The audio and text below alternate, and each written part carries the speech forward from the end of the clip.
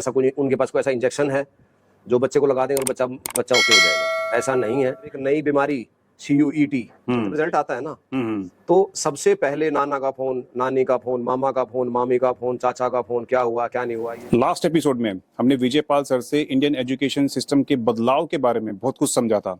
So let's continue our standout discussion with a renowned educationist and a social activist and amazing speaker doctor Vijay Pal Nain. दूसरा सवाल यही था आपसे कि आजकल बहुत बड़ा ट्रेंड बन चुका है कि parents want to send their words towards coaching institute. जैसे 6th क्लास में बच्चा आता है, 7th में आता है, तो उनके माइंड में कहीं ना कहीं से आ जाता है कि इस बड़े कोचिंग इंस्टीट्यूट में भेज दें, कोटा में भेज दें, राजस्थान भेज दें, दिल्ली भेज दें, बड़ी दूर दूर से अपने बच्चों को भेजते हैं और स्कूल को नॉन अटेंडिंग फॉर्मेट में जाते हैं कि जो अभी तक स्कूल रेगुलर जा रहा था, जहां से उसको अच्छी आउटपुट मिल रही थी, वहां सो कॉल्ड अच्छी आउटपुट मिल रही थी, वो अच्छी आउटपुट छोड़ के अब अच्छे स्कूल की रिक्वायरमेंट नहीं है, एक नॉन अटेंडिंग स्कूल मिल जाए और एक अच्छे कोचिंग इंस्टीट्यूट में वो रेजिडेंशियल प्रोग्राम अटेंड करें। तो क्या वाकई में स्कूल का जो स्टैंडर्ड है और जो कोचिंग इंस्टीट्यूट का स्टैंडर्ड है वो अलग अलग है?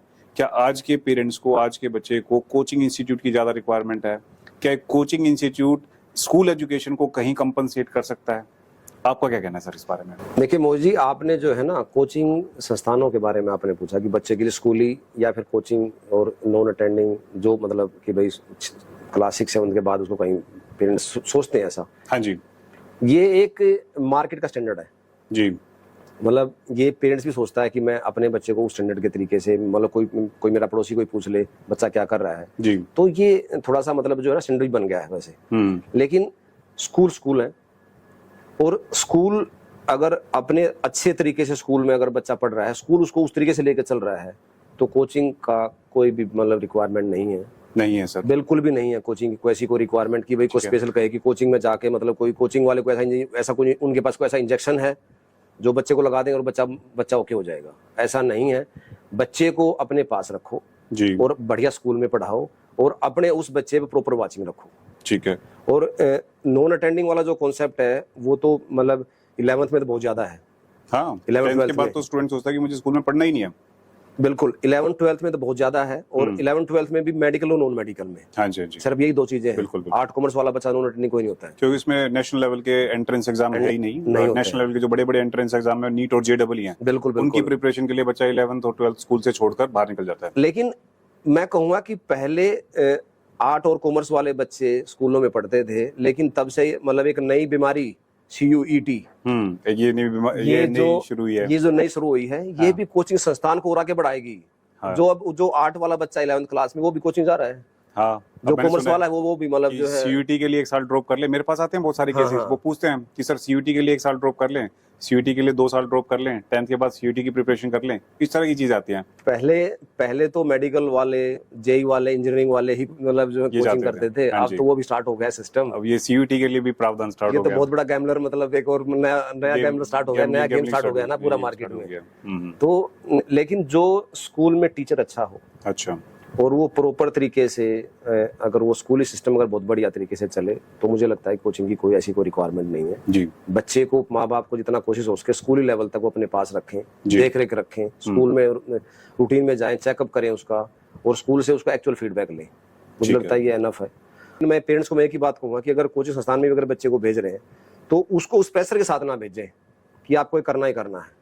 क्या उस प्रेशर का रिजल्ट जो कोटा में हर 2 महीने में हमने सुनते हैं हम लोग, बिल्कुल बिल्कुल, क्या वो उसी प्रेशर का रिजल्ट है? वो उसी प्रेशर का रिजल्ट है वहां से संस्थान का, क्योंकि संस्थान भी चाहेगा कि मेरे बच्चे का रिजल्ट अच्छा है, हमारे मैक्सिमम स्टूडेंट सिलेक्ट हो जाएं, उनके अच्छे IITs NITs में सिलेक्शन हो, एम्स में सिलेक्शन हो, तो वो भी चाहते हैं। तो वो प्रेशर के कारण ये सब जो इंसिडेंट हम सुनते हैं, डेथ केस सुनते हैं, सुसाइड केस सुनते हैं, तो उसी का रीजन है। ये उसी का रीजन है। वहां से संस्थान का प्रेशर है, वहां से पेरेंट्स का प्रेशर है जी। और मैं जहां तक देखता हूँ, बच्चे को पेरेंट्स के साथ साथ उसके जो आस पड़ोस, जो उसके रिलेटिव्स हैं जी, उनका प्रेशर भी बहुत ज्यादा है। क्योंकि माँ बाप जो है मतलब बच्चे का जब रिजल्ट आता है ना, तो सबसे पहले नाना का फोन, नानी का फोन, मामा का फोन, मामी का फोन, चाचा का फोन, क्या हुआ क्या नहीं हुआ, ये हुआ। तो मतलब वो एक प्रेशर जो है ना सोसाइटी में, मतलब अब बच्चा कोचिंग में गया है तो वो अगर कोचिंग में गया भी है तो किसी को क्यों बताना।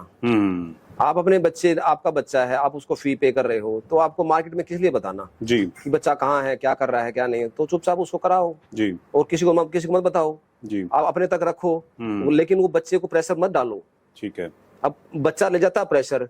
अब सबको पता है कि बच्चा कोचिंग पे गया हुआ है, तो बच्चे के जब बच्चा मिलता है तो माँ बाप तो बच्चे मिलते रहते हैं, लेकिन जो आस पड़ोस वाले हैं ना, वो भी क्वेश्चन पूछते सबसे हैं ज्यादा पूछते हैं वो क्वेश्चन कि आपके टेस्ट में कितने मार्क्स आए, हाँ कि बेटा कैसा चल रहा है, कैसा चल रहा है, बीच में जो टेस्ट हुए उसमें कैसी परफॉर्मेंस क्या परफॉर्मेंस है। तो मतलब एक वो माँ बाप तो है ही है प्रेशर वाले, लेकिन वो एक और नए एक्स्ट्रा प्रेशर, एक और नया सेगमेंट और आ गया उस पे देने के तो लिए। उसके लिए होता था मैं प्रेशर झेलूं या अपनी पढ़ाई पर कंसंट्रेट या अपनी करूं पढ़ाई या पर कंसेप्ट देखूं, या मुझे 12th में भी अच्छा स्कोर करना है। 12th में भी मैं माँ बाप को सिर्फ एक ही बात कहूंगा कि IIT ही एम नहीं है जी।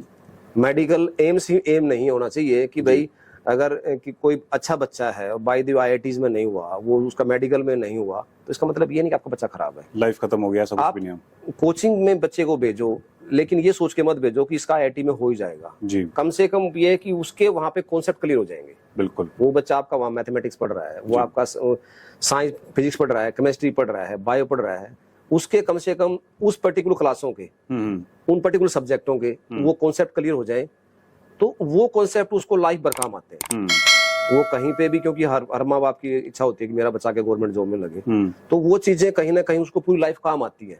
कम से कम आप ये सोच कर चलो कि मैं अगर संस्थान में इसको भेज रहा हूँ तो इसके बस इसके कॉन्सेप्ट क्लियर हो जाए बिल्कुल उसको, लेकिन उससे वो नहीं कि IIT में जाए, उससे ज्यादा उम्मीद ना रखें, उससे ज्यादा उम्मीद ना रखें। अगर ऐसा होगा तो मुझे ऐसा लगता है कि बच्चा शायद और बेटर कर जाए, और बेटर कर जाएगा।